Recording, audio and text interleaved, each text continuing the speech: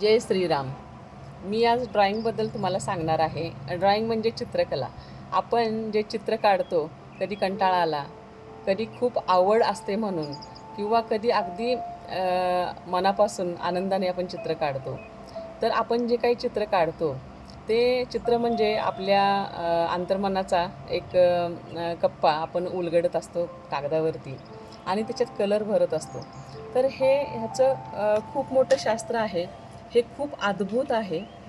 आपण तुमच्या चित्र काढण्याच्या पद्धतीवरून तुमची विचारसरणी, तुमचे व्यक्तिमत्व काय आहे हे आपण सांगू शकतो.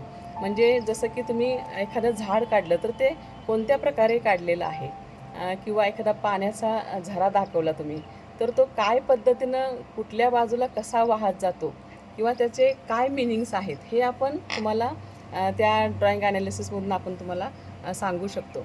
म्हणजे ते एवढं अद्भुत आहे. आणि आपण ते मॅनिफेस्ट पण करू शकतो की तुम्हाला तुमच्या आयुष्यामध्ये नेमकं कशा प्रकारची समृद्धी हवी आहे, किंवा कशा प्रकारची शांतता हवी आहे.